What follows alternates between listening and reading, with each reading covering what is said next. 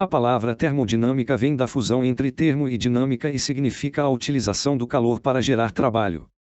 Robert Boyle foi um proeminente naturalista irlandês. Estudou e lecionou em Oxford, tornando-se o fundador da Royal Society. Estudou os trabalhos experimentais de Galileu e Guéric. Dedicou-se aos estudos sobre gases, pressão, volume e temperatura. Foi precursor no nascimento dos primeiros químicos, físicos experimentais e cientistas modernos. Sua obra O Químico Cético é um marco entre o fim da alquimia e o nascimento da química enquanto ciência experimental quantificável. Somente após a Revolução Científica e o surgimento da modernidade o calor e o fogo passaram a ser usados para se produzir movimento e força. Em 1730 o matemático Daniel Bernoulli publica o livro Hidrodinâmica, onde propõe que a pressão e a temperatura são decorrentes da cinética atômica e molecular dos corpos, corroborando as hipóteses de Robert Boyle. Em 1740 o astrônomo sueco Anders Celsius publica um artigo para a Academia Real das Ciências da Suécia. Seu trabalho estabelece uma nova escala termométrica utilizando-se de apenas 2 pontos e uma escala centígrada. Utiliza as marcações 0 e 100 para as temperaturas de congelamento e ebulição da água destilada em um ambiente com pressão atmosférica normal a nível do mar. A comunidade científica europeia e a Academia de Ciências da França adotariam esta escala como a escala termométrica padrão e a unidade de temperatura como o grau Celsius.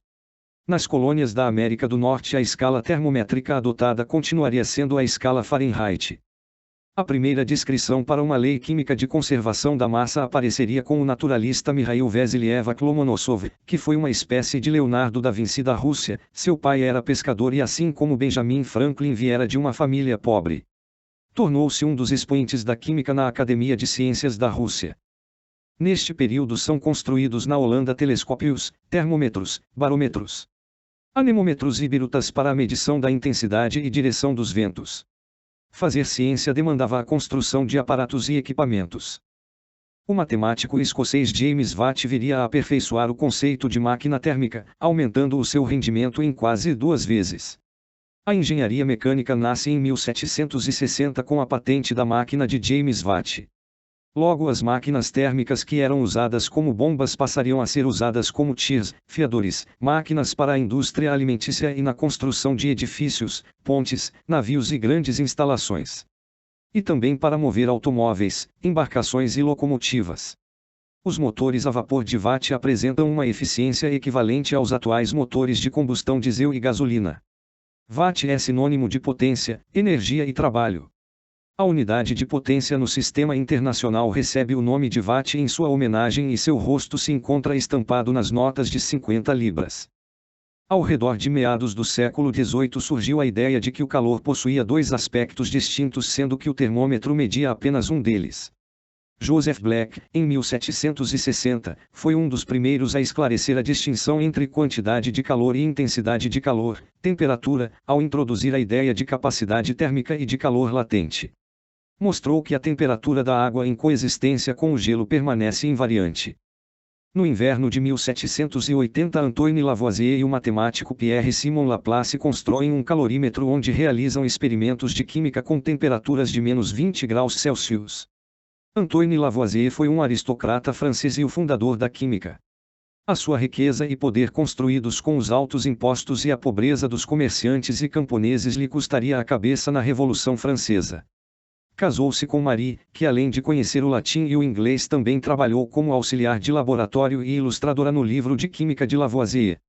Os seus experimentos corroboram a lei de conservação da massa em reações químicas como descrito por Lomonosov. Lavoisier descobre o oxigênio e um gás altamente explosivo, o hidrogênio. As suas pesquisas o levam a defender a inexistência do flogístico. A lei de Lavoisier é a lei da conservação da massa e ela nos diz que em uma reação química a massa dos reagentes deve ser a massa dos produtos. A termodinâmica é uma ciência francesa e a química sua irmã gêmea. Estes 2 campos do conhecimento evoluíram juntos. A balança analítica de Lavoisier se tornaria tão revolucionária quanto o telescópio refrator de Galileu inventado um século antes. Em 1820 Jean-Baptiste Joseph Fourier apresenta um artigo sobre a propagação do calor. A equação da condução do calor de Fourier destrincha a evolução dos sistemas termodinâmicos. O desenvolvimento da ciência na Europa de 1700 havia se mostrado frutífera e muito da matemática desenvolvida nestes 2 séculos partiria de estudos aplicados à física, à astronomia ou engenharia. Com a fundação da École Polytechnique, Fourier torna-se professor de mecânica e matemática e passa a trabalhar com os matemáticos Legendre e Laplace. O renomado matemático italiano Lagrange é convidado a lecionar no instituto. Durante suas pesquisas com a física do calor obtém o valor da condutividade térmica dos materiais vidro, madeira, mármore, latão e alumínio. Os trabalhos de Joseph Fourier sobre a condução do calor em sólidos serviriam de inspiração para os trabalhos de Georg Simonson sobre a condução elétrica em fios.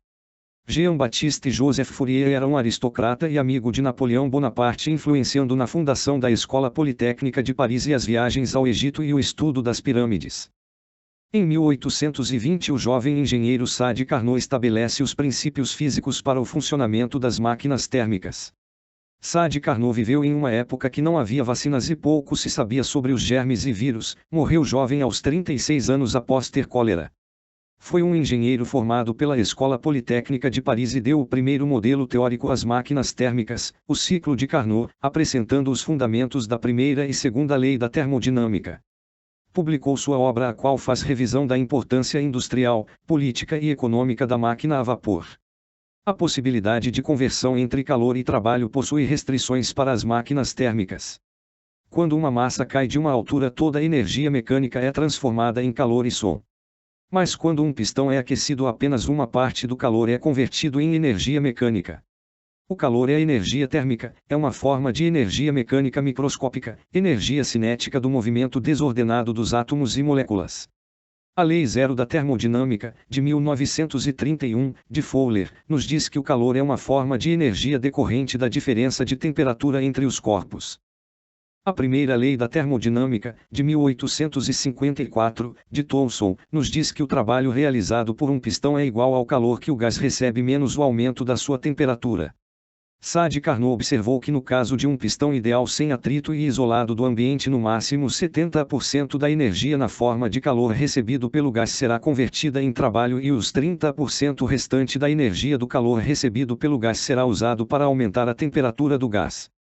Essa descoberta levou Carnot a enunciar a segunda lei da termodinâmica, ou seja, a energia se conserva, mas também se degrada. Para uma máquina térmica funcionar, ela precisa extrair calor de uma fonte quente e enviar calor para uma fonte fria.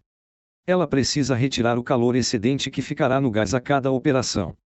E sempre uma quantidade de calor ficará no gás, aumentando sua energia interna. Nas transformações de energia envolvendo calor e trabalho, uma parte da energia sempre será perdida. Décadas depois, em 1863, esta energia perdida receberá o nome de entropia, dada pelo físico alemão Rudolf Clausius em seu artigo.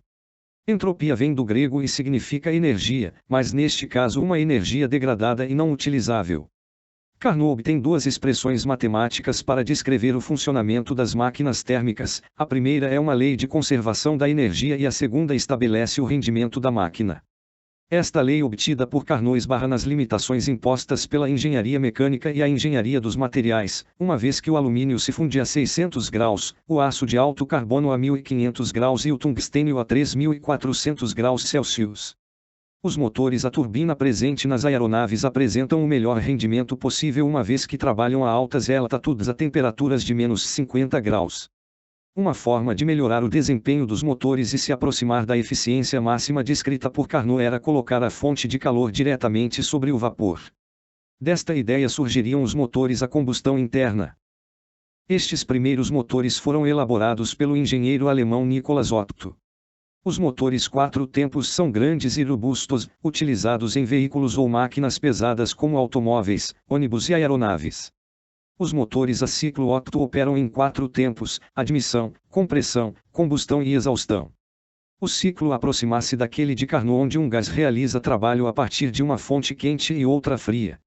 O automóvel é uma máquina térmica, mas não funciona com o ciclo de Carnot, pois não é uma máquina térmica ideal.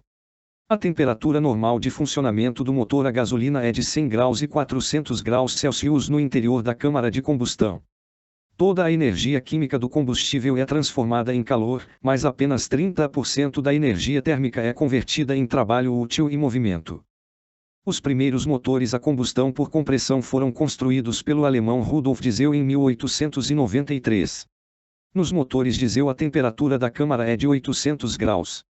Enquanto os motores dos automóveis apresentam uma eficiência energética de 30%, os motores de caminhão e ônibus chegam a uma eficiência de 35%. Na Alemanha de 1886, o Sr. Carl Benz projeta e constrói os primeiros motores a dois tempos. Estes motores a combustão são leves e compactos e o próprio movimento do cilindro controla a admissão de ar e combustível, a combustão e o trabalho do pistão. Vindo de família humilde, estudou na escola elementar e depois entrou para o liceu científico. Em memória de seu pai que morrera de pneumonia, mudou seu nome para Carl Friedrich Benz. Formou-se em engenharia mecânica pela Universidade de Stuttgart. Ao término de sua vida nasceu a maior e mais antiga indústria de automóveis, a Mercedes-Benz, com seu logo da estrela de 3 pontas inscrita sobre o círculo. Com o surgimento dos motores a combustão interna nasceriam os primeiros automóveis. Em 1830, nos Estados Unidos, é criada uma máquina de gelo para conservar alimentos. As primeiras geladeiras começam a ser produzidas em Massachusetts, Nova Jersey, Pensilvânia, Flórida, Texas e Califórnia. A carne e o leite passam a serem produzidos e estocados em grandes armazéns refrigerados e transportados do Colorado ao estado de Montana através de locomotivas movidas a carvão. O médico alemão Julius Robert von Mayer estabelece uma relação entre energia, calor e trabalho mecânico a partir de estudos de fisiologia e medicina aplicada. Em 1840, o mestre cervejeiro James Prescott Joule descobre a relação matemática entre energia mecânica e calor. Joule estabelece a lei de conservação da energia mecânica, onde energia potencial gravitacional é convertida em calor. Recebeu estudos do químico John Dalton e posteriormente foi estudar na Universidade de Leiden. Trabalhou com William Thomson na construção de uma escala absoluta de temperatura utilizando-se de um modelo teórico de gás ideal com volume, pressão e temperatura. Dedicou sua vida ao estudo da eletricidade e do calor. Émile Clapeyron foi um engenheiro francês. Reunindo as leis experimentais de Boyle-Mariotte, Charles, Gay-Lussac e o número de Avogadro, ele estrutura a sua equação que permite calcular as variações de pressão, volume e temperatura, a massa molar e o número de moléculas em um gás de baixa densidade. A equação de Clapeyron é a equação de estado de um gás ideal. A escala Kelvin foi proposta em 1840 por William Thomson, conhecido como Lord Kelvin, que escreveu em seu artigo a necessidade de uma escala em que o frio máximo, zero absoluto, fosse o ponto zero da escala. Thomson calculou que o zero absoluto é equivalente a menos 273,15 graus Celsius. Esta escala absoluta é conhecida hoje como a escala de temperatura termodinâmica Kelvin. A escala Kelvin é baseada no ponto triplo da água, em 273,16 Kelvin. Os trabalhos teóricos e experimentais produzidos em 1850 corroboram as ideias de Thomson. Os termômetros a gás e suas escalas podem ser extrapoladas facilmente para uma temperatura de menos 273 graus Celsius ao se chegar a um valor de volume nulo. Em 1902, o químico norte-americano Josiah Willard Gibbs estende a mecânica estatística de Ludwig Boltzmann ao estudo dos sólidos, possibilitando os estudos de condução e Kellars específicos e uma compreensão mais aprofundada sobre estes fenômenos. A termodinâmica começa em 1661 com Robert Boyle e o estudo dos gases e termina em 1871 com o nascimento da mecânica estatística de Ludwig Boltzmann e sua distribuição estatística para velocidades moleculares em um gás.